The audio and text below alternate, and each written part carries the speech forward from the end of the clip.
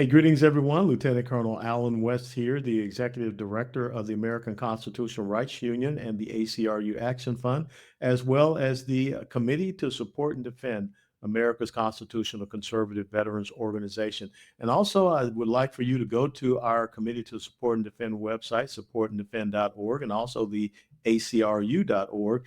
And if you're down in the Bonita Springs area in the Southwest Florida coastal area, on Veterans Day of this year, 2026, join us for a celebration of our veterans in valor. And once again, we will have Lee Greenwood that will be there as our entertainment, as well as many others. And it's just a great opportunity to come together and thank our veterans there in the community.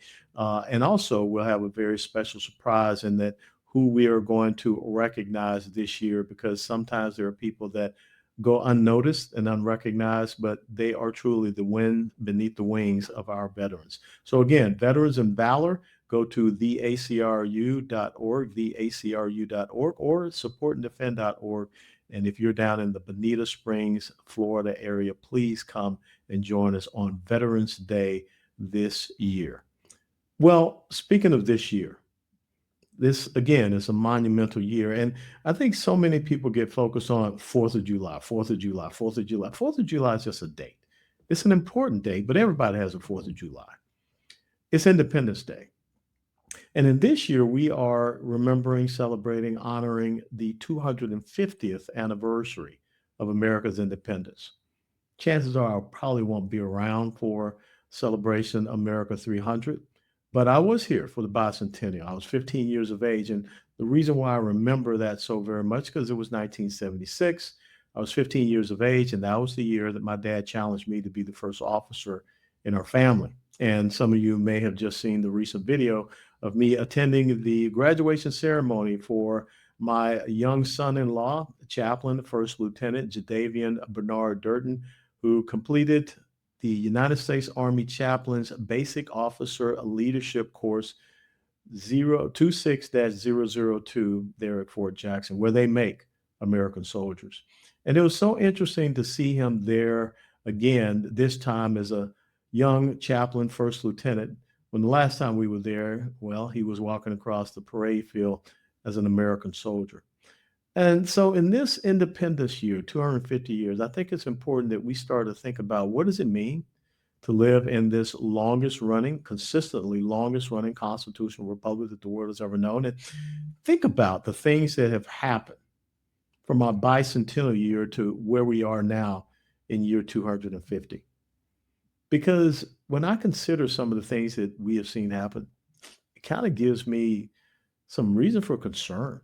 Now, not worry, because in the Bible it says do not worry, but there are reasons for concern. As a matter of fact, here we have this women's basketball league. That's what they say, WNBA, women's NBA, but yet they're trying to and struggling to understand what it means to be a woman. We even have someone sitting on the Supreme Court that could not answer the question, what is a woman?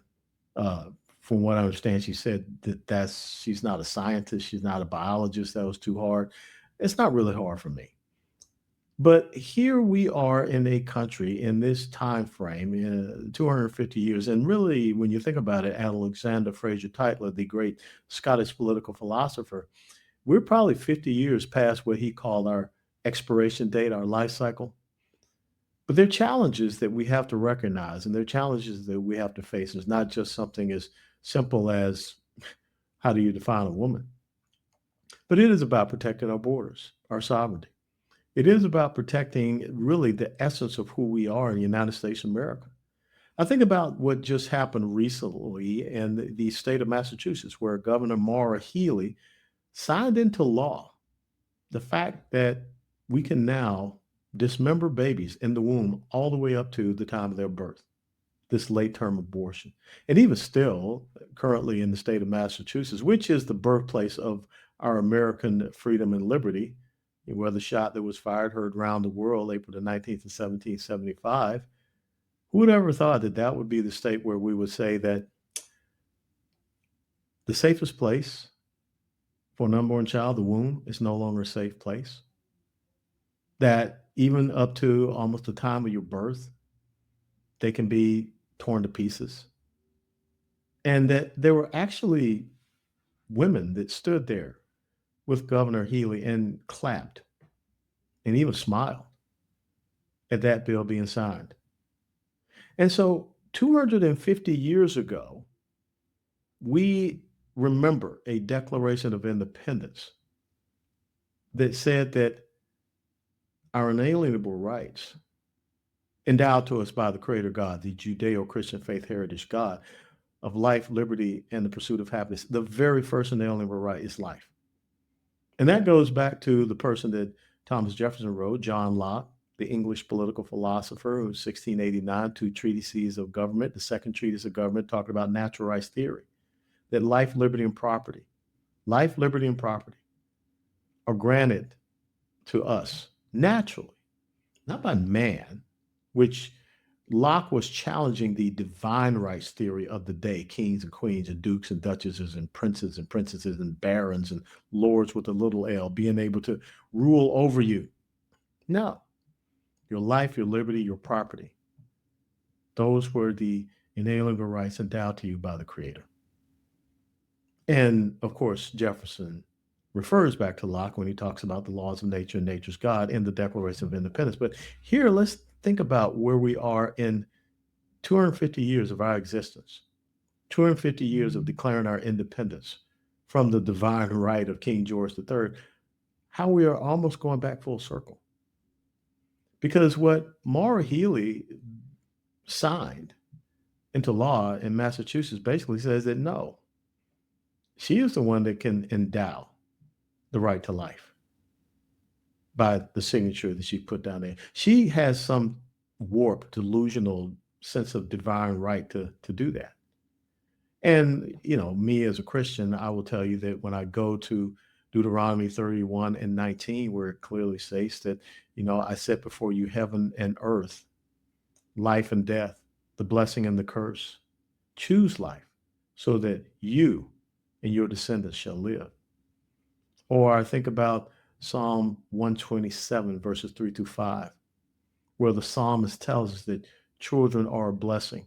They're the fruit of the womb, and blessed is the man that has many of them like arrows in a quiver. But yet, here we are.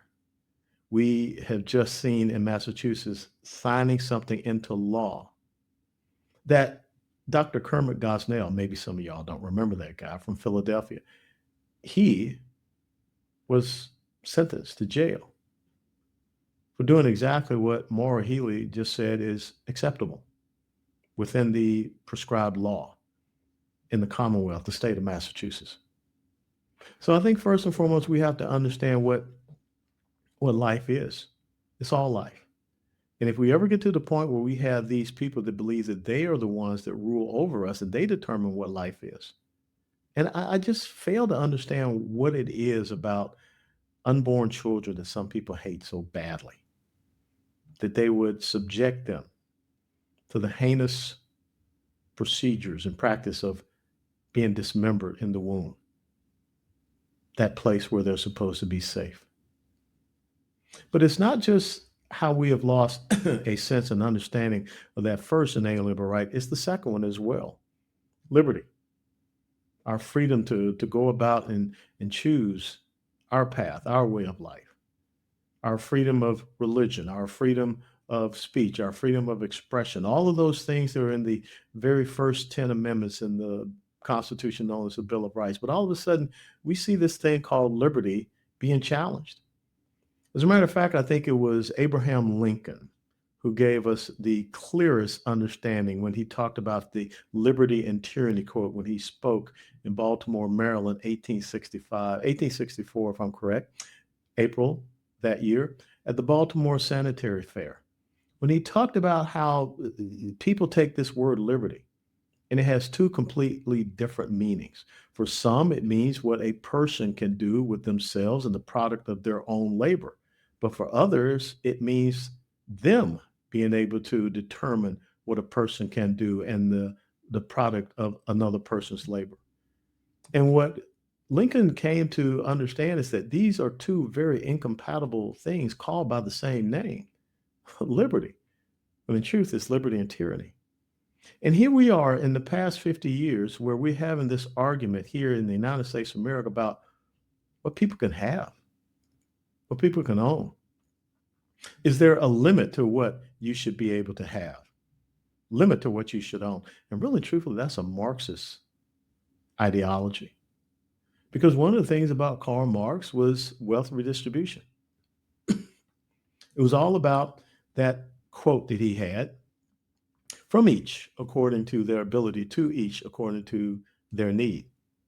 And who are the ones that decide ability and who are the ones that decide need? That's where these self-appointed Marxists today are making those decisions for us, saying, and it's really interesting how once upon a time, Bernie Sanders was just down on the millionaire class and the billionaire class. Now all of a sudden, Bernie Sanders, who owns, I believe, 3 different homes, drives some really nice cars, never had a private sector job. Now all of a sudden, he doesn't talk about millionaires because he's one himself. And if you notice, the leftists, the Marxists, they don't talk about millionaires. They're shifted on to billionaires. Well, what happens then? When George Soros, Tom Steyer, many of the other leftist billionaires out there, will they make a complaint? Then we'll go do trillionaires, I guess. But the whole point is that here in the United States of America, you as the individual have the inalienable rights. You have the liberty to be able to go out and cut your way, make your path. I mean, you think about some of these young men and young women who come from some very, well, not exactly economically profitable backgrounds, but yet because of their skills, their talents, their abilities, whatever it is, they're able to have wealth. And also, maybe they're able to help others through philanthropic means. But what these Marxists now are saying is that, number one, we want to be in control of the life who lives when you die. And oh, by the way, I don't understand the thing either about mutilating the bodies of children. So even if you do have a child that gets through their crucible, and I don't call it abortion, you abort a mission in the military. This is dismemberment of an unborn child. And in the case of Massachusetts with Governor Healy, this is infanticide. But even if you're able to survive that, then you have to deal with the being mutilated as a child. And even if you're able to go along and survive that, then you have to deal with the leftists, the Marxists who want to tell you what your boundaries are, what you can earn, what you can have, what you can drive, what you can eat, maybe what you can wear. You don't have any liberty whatsoever because they don't see you as an individual. They see you as Zoran Mamdani said, the warmth of collectivism, the Borg. You have no identity. You're just a number. That is not what we want to have here in our United States of America. And the last aspect, pursuit of happiness, but I'd rather, speak to this in terms of what John Locke said, property. Because who are these people, these leftists, these Marxists who are going around and they're talking about confiscation of private property? First of all, it's not theirs. It belongs to you. And this is one reason I have a big issue with property taxes, because how is it that life, liberty, and property, the 3 aspects of natural rights theory, all of a sudden here we are taxing people and the property they have, so that even if you pay off your property, you never own your property. You continue to be a subservient renter to the government. But yet, also, when we think about property, once upon a time here in the United States of America, we had a consumption-based tax system. Now we have this progressive tax system, which of course is a weapons of mass destruction tool that the left will use to, well, restrict your liberty and your freedom to go out and earn and have more of your own earnings. And where did that come from? Well, the very first person that talked about this was a heavy progressive or graduated income tax. That was Karl Marx, one of his 10 planks in the Communist Manifesto. These things are happening.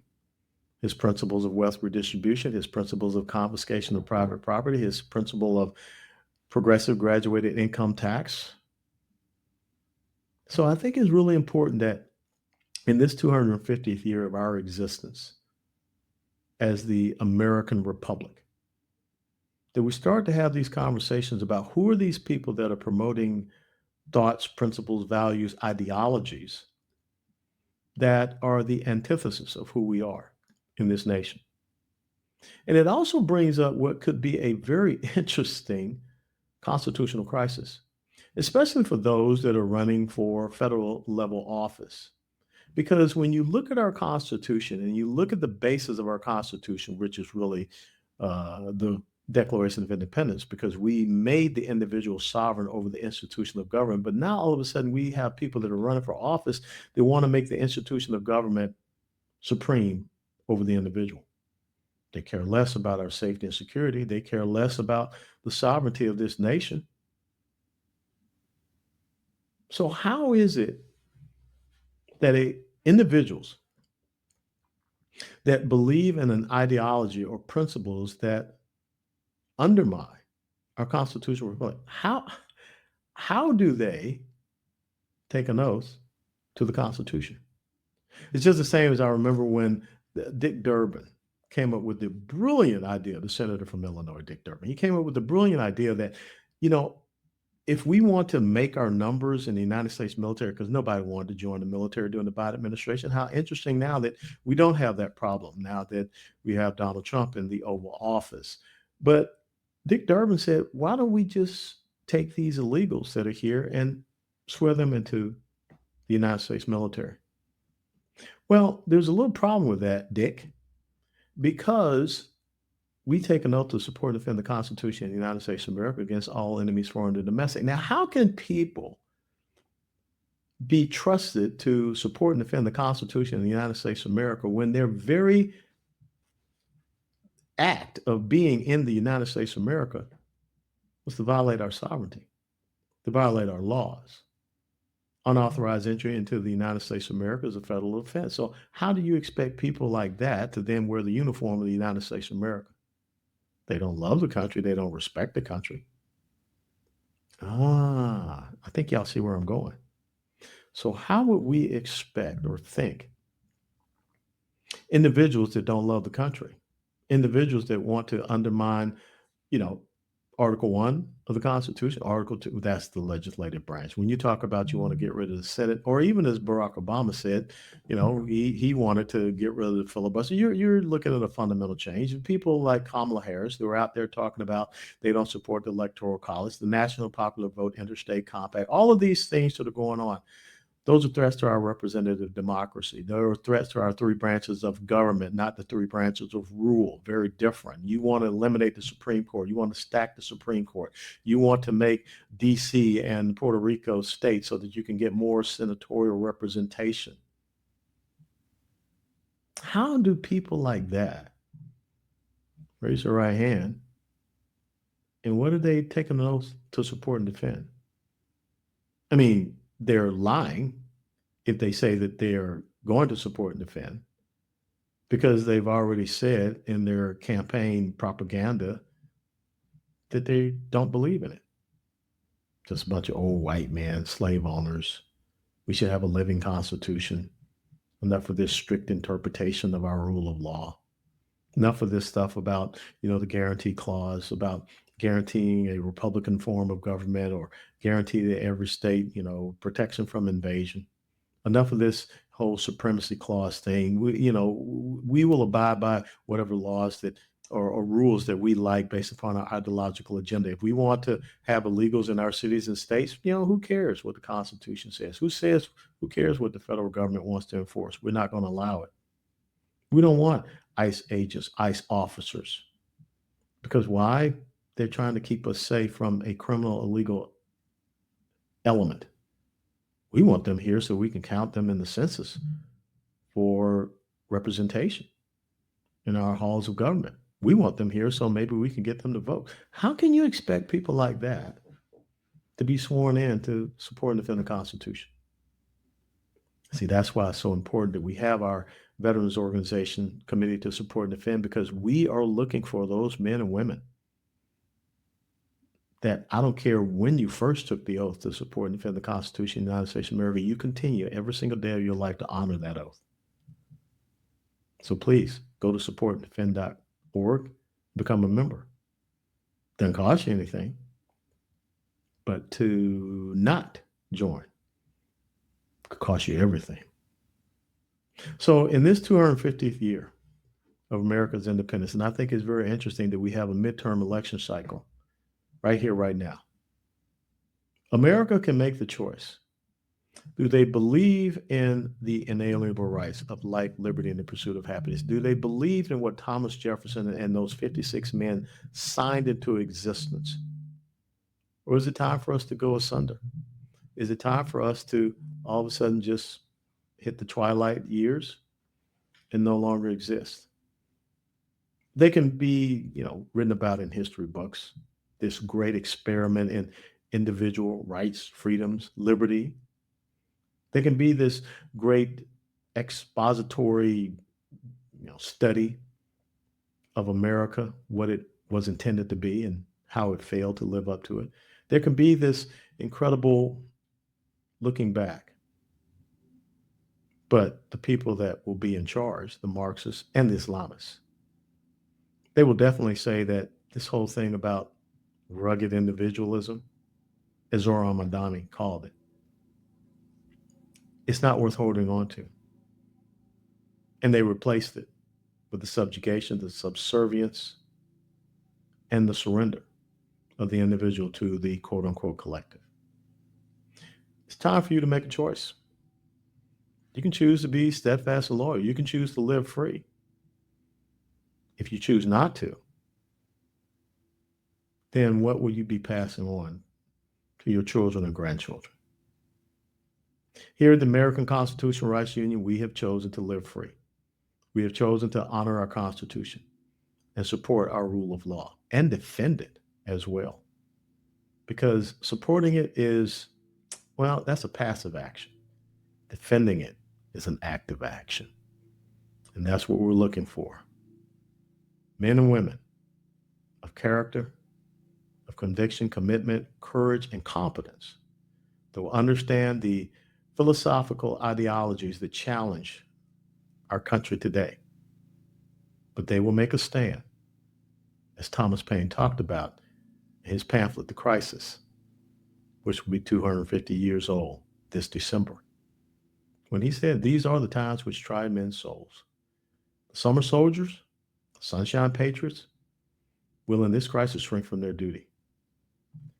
But to those who make a stand, they will deserve the love and admiration of all men and women." Now's the time to earn the love and admiration of Americans, real Americans, not the summer soldiers, not the sunshine patriots. Let's all live free, and let's all be steadfast and loyal to this constitutional republic that many of us love. Some of them are just a little confused, but it is still the greatest nation that the world has ever known. God bless you all. And thank you for joining us for this episode of Live Free TV. Go out and read Karl Marx's Communist Manifesto. If anything, check out his 10 planks. But more importantly, pick up a copy of Frederick Bastiat's The Law and understand why the position and the duty and responsibility of government is to protect your life, your liberty, and your property. Thanks.